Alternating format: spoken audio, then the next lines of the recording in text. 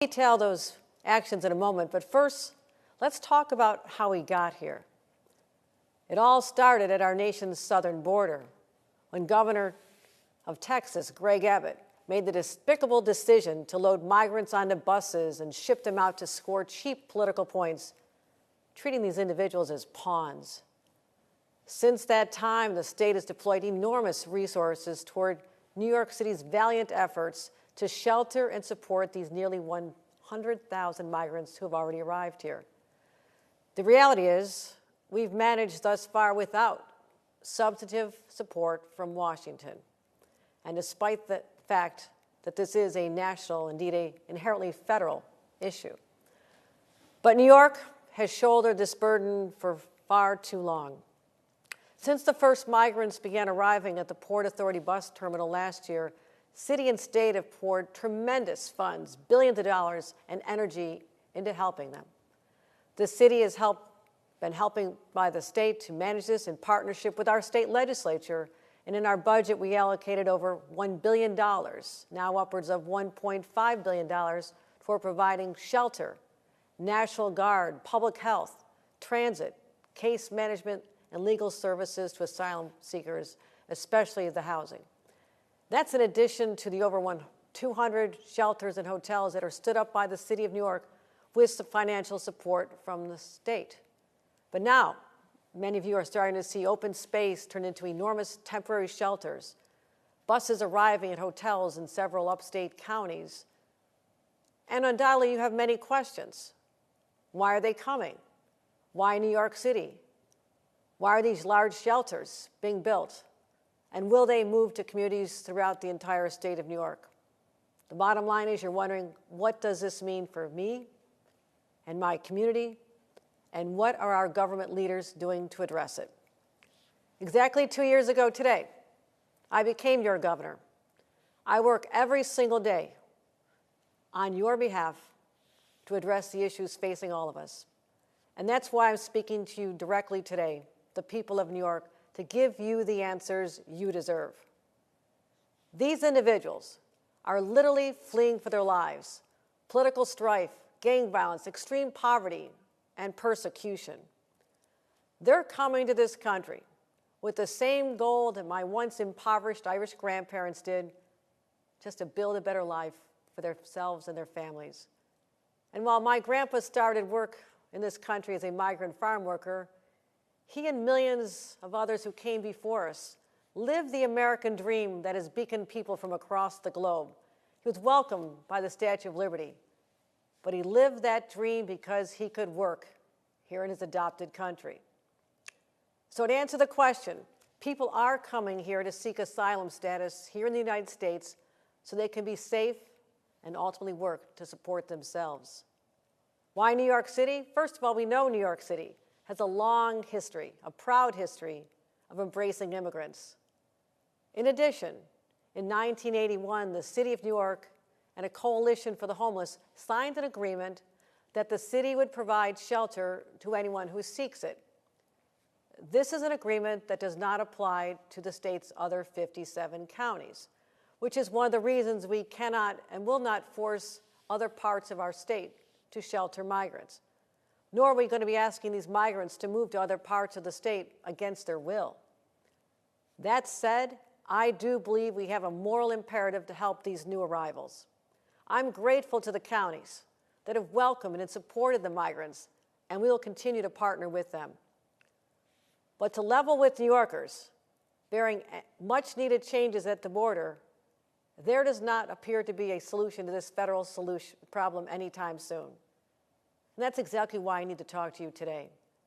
This crisis originated with the federal government, and it must be resolved through the federal government. The borders and decisions about who can work are solely determined by the federal government. And since July of 2022, in our first meeting with the President, Mayor Adams and I have championed the idea of a federal designation that would allow the individuals already here in New York the ability to work, to support themselves and their families.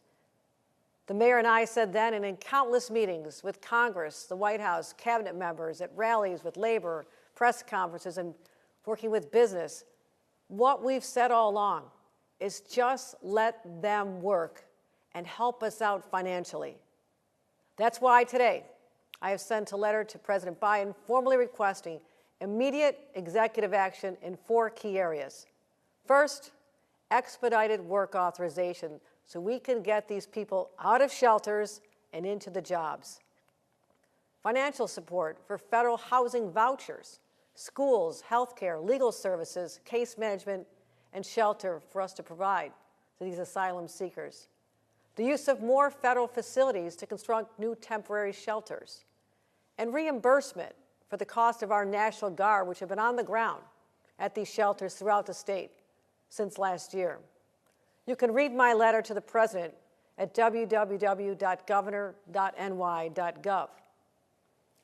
Not only will the ability to give them employment allow them to get through this crisis, it helps solve another crisis that we're experiencing in every corner of the state. Now, I travel the state a lot. I've spoken to many on farms and businesses and hotel owners and restaurant owners and nursing home owners and hospital proprietors.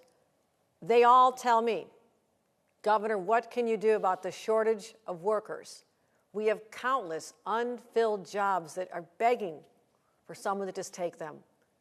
So we need to do something. And here's what we can do. New Yorkers from across the state, Democrats and Republicans, have asked me for help placing these migrants into jobs that have gone unfilled for too long. We are ready to act as soon as these migrants receive work authorization.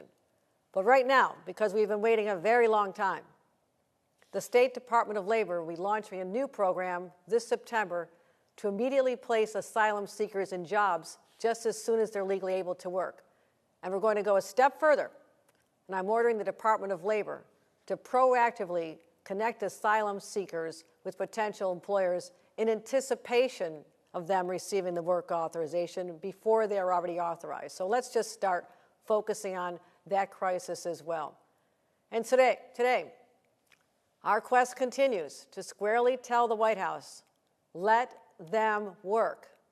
Until that happens, we'll continue to need funding and sites from the federal government to help cover the massive expenses of sheltering tens of thousands of people in our country and our state today. But also, ultimately, we need comprehensive immigration reform from Congress. And here's how New Yorkers can help. Contact your local member of Congress.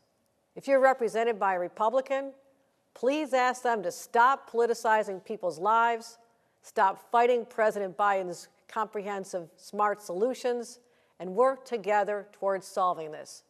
If you're represented by a Democrat, ask them to support my plan for more engagement and direct support from the administration.